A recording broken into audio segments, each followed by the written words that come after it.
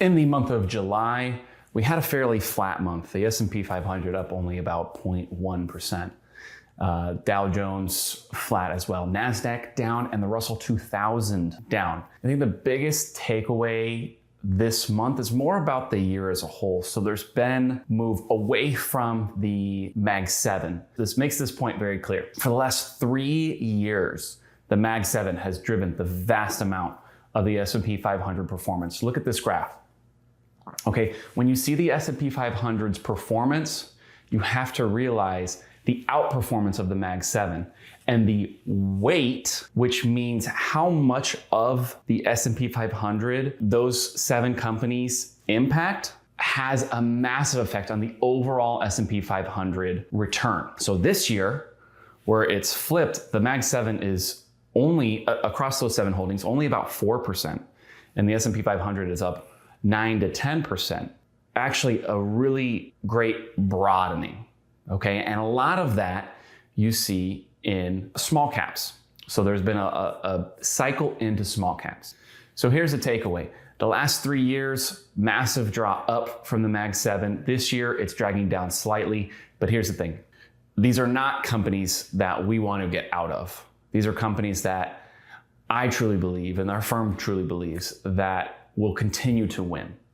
At some point, maybe they get knocked off, but all of those 7 companies are in and around this next innovation of AI, and we think that they continue to be new plays. So maybe we lag behind this year because we have a little bit more exposure to them than to other companies, but in the long run, we think they're still tremendous companies to be a part of.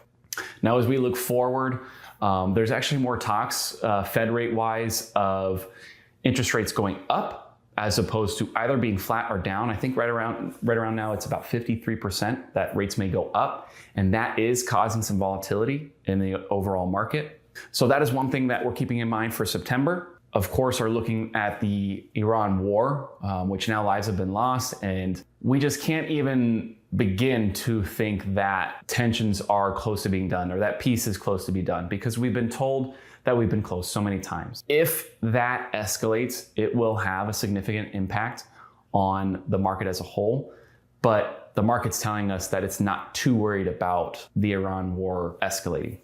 And then finally, we're looking at continued broadening of the overall stock market. So again, we have our plays in that is why we remain diversified, but we do think overweighting to these companies that have massive staying power is still the place to be for the time being.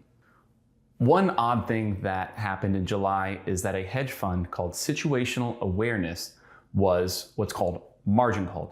There's too much to talk about that for this market recap, but I'll make sure to send you guys a video on that to explain a little bit more of what actually happens when a company does get margin called and what the after effects could be. Look for that in the coming week. Thank you guys so much for watching, and I'll see you in August.